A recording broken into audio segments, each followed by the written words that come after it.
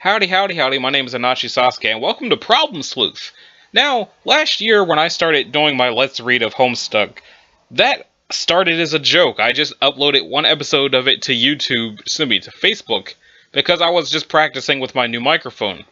Now, a year later, I just recorded episode 105 of Let's Read Homestuck, but back then, one of my friends requested, well, not so much requested, but said that I should do a Let's Read of Problem Sleuth instead of Homestuck.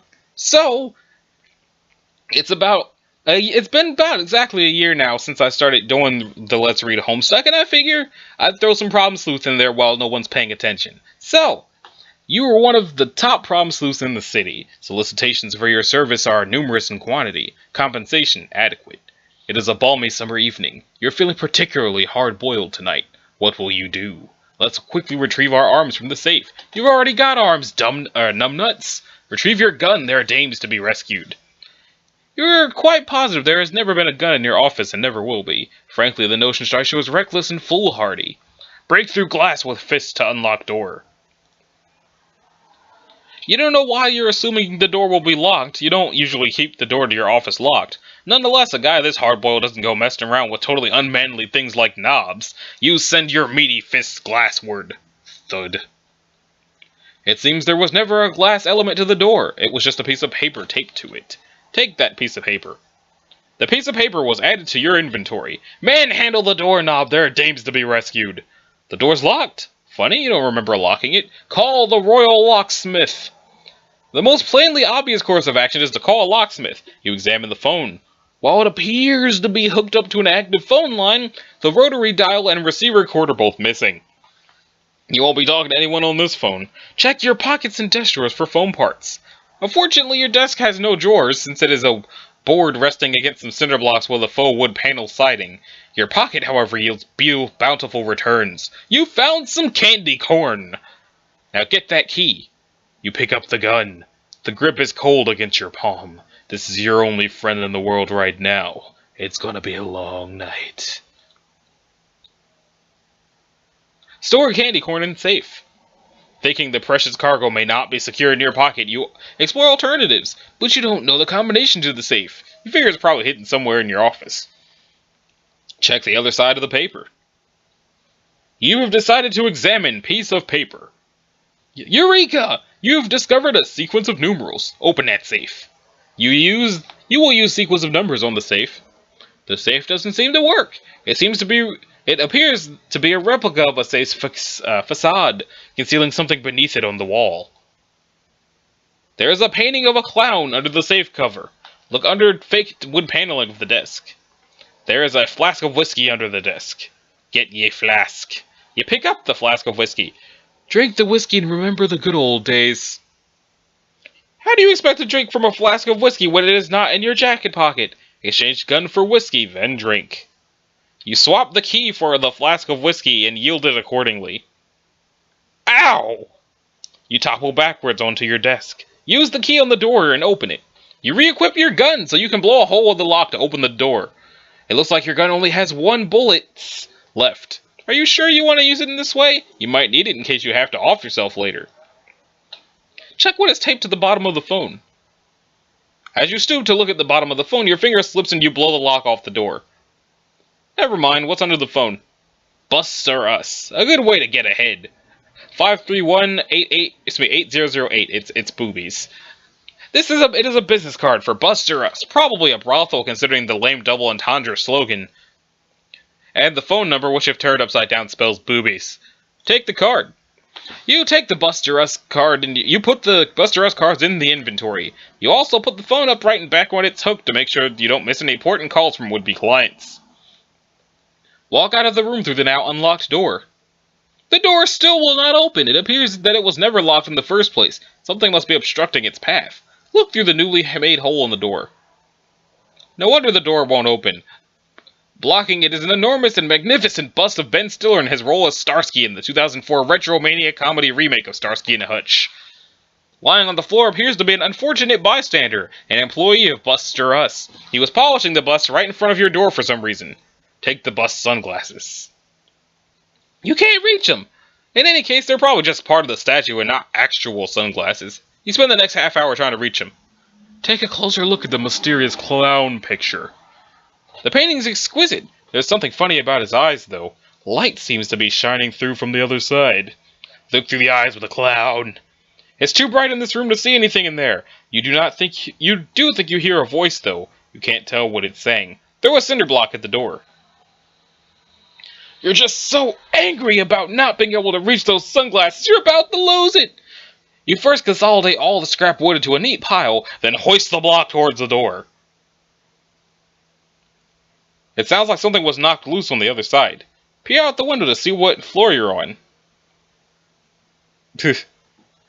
You face east in the room to look out the window. Bright daylight floods the room through the glass. You've always been a stickler for natural light. This is the only source of light in the room. What makes this particularly strange is the fact that it is 10 o'clock in the evening. Take a look outside. It's the view from the your third floor office. You gaze abstractedly at the commotion below. Same scene, same faces every day. It's like it hardly ever changes. Not that you can afford to pay much attention to scenery with your mind wrapped around the latest Problem Sleuth and your lips around a flask. Ask the movers with the moving van to remove Starsky statue. You shout towards the moving truck, hoping someone might be willing to bust your problem, so to speak. You do your best pantomime of Ben Stiller as a Starsky statue, but it doesn't seem like anyone can see or hear you. Throw cinder block at window, thereby discovering it is fake. You think you have a pretty good idea about how your office works by now. Acting upon this hunch, you hoist another cinder block glassward. Look.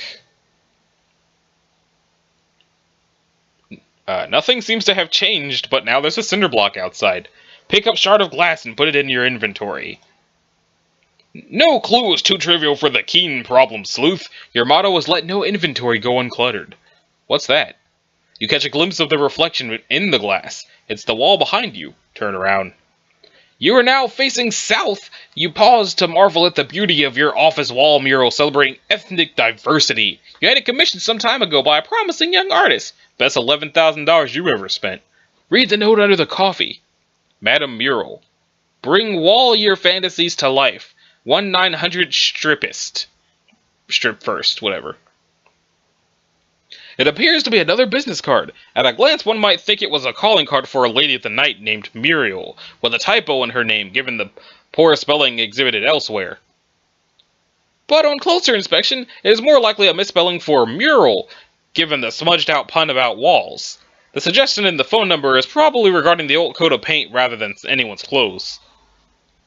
It's an easy enough mistake to make, though. You feel sorry for anyone who at any point in the past may have called while under the wrong impression. Using the chair, cinder blocks, and paneling make a fort.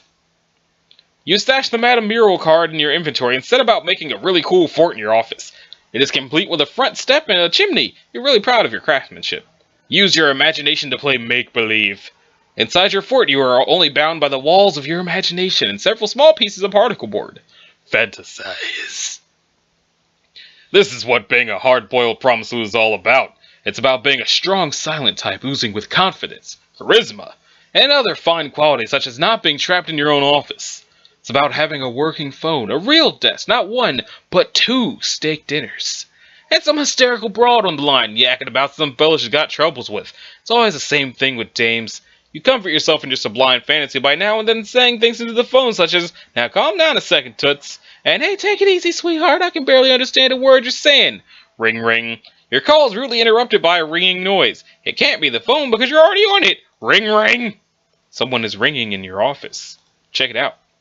Answer the phone in a very hard-boiled way.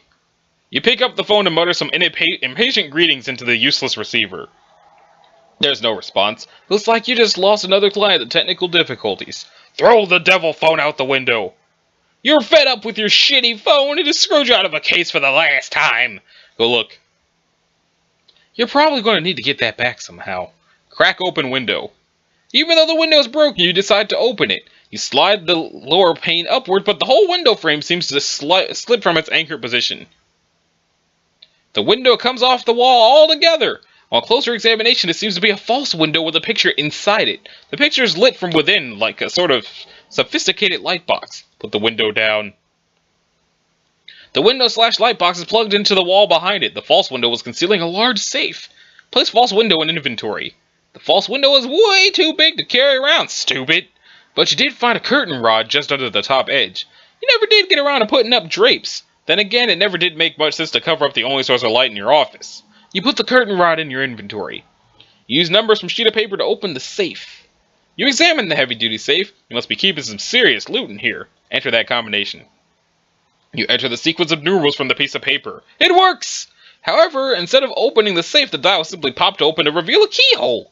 It looks like it requires a key that looks more like a house key or a car key rather than one of those old-fashioned looking keys, which tend to be littered all over video games and which you are quite sure you've never once seen lying around in your office. You don't need this piece of paper anymore. Just crumble that up and throw it away. You discarded the piece of paper. Shoot the safe! Your key is out of bullets. Get center block and phone receiver out of false window. It's a long way down. You have to think of a way to reel them in if you want them back. Unplug the window to conserve electricity. You unplug the false window, which is probably burning through electricity with its powerful fluorescent bulbs and strange spatial warping properties. You're not made of money.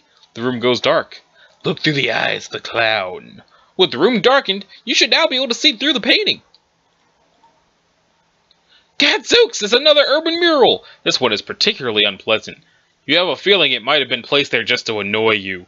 You hear a voice from the other side. It's hard to tell what it's saying, but you think you can make out the words toots and sweetheart now and then. It's hard to tell how far away the mural is. The clown's eyes are so close together. You can only see through one at a time, limiting your depth perception. You wonder what kind of freak this painting was made for. If only you had some sort of thin extendable implement to poke through the hole to tell how far away it is. Push the curtain rod through one of the clown eye holes. You feel the curtain rod bump into something not too far away into the wall. Get a look at the unobstructed view. It is the adjacent office. The man at the desk is talking to a client about some sort of problem which requires sleuthing. It is your loathsome arch nemesis, Ace Dick. He's always scooping you in the best cases. That portly son of a bitch makes your blood boil. Shout insults at Ace Dick through the clown painting. You shout, but he cannot hear you. The walls may be too thick, or he's just engrossed in his conversation. Sounds like he's arguing over a misunderstanding about the nature of the services provided by Buster Us and an alarmingly large bill for those services. In the dark, you stub your toe on the false safe cover. You utter more profanity. Plug the damn window back in.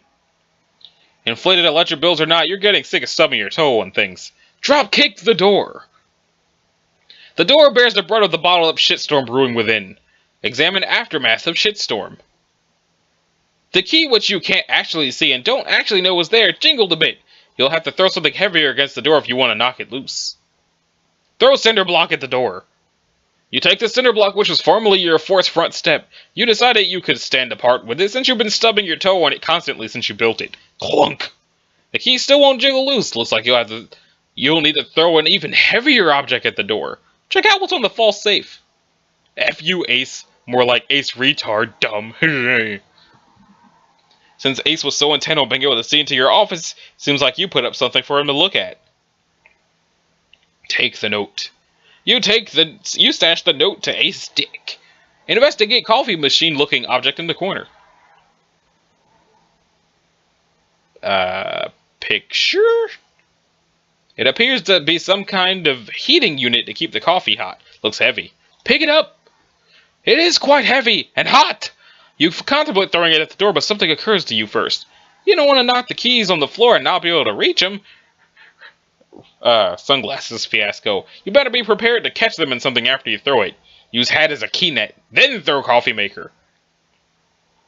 You resolve to catch the key with your hat. You let the ponderous appliance fly. Catch the key. With quick reflexes, you shove your hat through the hole in time to rescue the key. Pull it back. You got the safe key! And you can't think of a safer place for it than where it is now. Playback messages on reel-to-reel. Where the fuck did that come from? Should I strip first? Yes, you will want to strip thoroughly before I provide my services. Okay, I'm stripping now. You'll keep the hidden recording device in your office to record anything said that might be incriminating. Unfortunately, the only incriminating statements it recorded were likely made by yourself. Swap the safe key with the candy corn. Your prized confections will be safer here. The recording tape begins to unspool while you're preoccupied. Pee through the clown eyes into Ace Dick's office. You remember you're pissed off at Ace Dick, and in addition to which, you haven't been able to pee once in the 13.5 hours you've been locked in your office. You decide to exact revenge by unleashing a torrent of urine through one of the painting holes, preferably while he is spying on you. Unfortunately, your aim isn't that good, and you don't even come close to getting pee through the holes. The painting is now a smelly mess. Use that key on the safe, though. You unlock the safe with the safe key. The safe opens to reveal a hidden room. You don't need the safe key anymore, so you discard it. Wrap yourself in recording tape like a mummy. Wow, what a fucking waste of time! Barge into the room with wild abandon. Chapter 2 of 22. Maybe now is a good time to save your game? That's a great idea!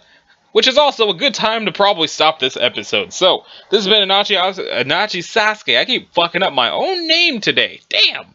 So, this has been episode 1 of Problem Sleuth. The next episode will happen at some point in the future. Anyway, thank y'all for watching. I'll see you in the next time. And if you feel so inclined, a like or a subscribe would be just groovy. So, y'all have a great day, and I'll see you next time. Later.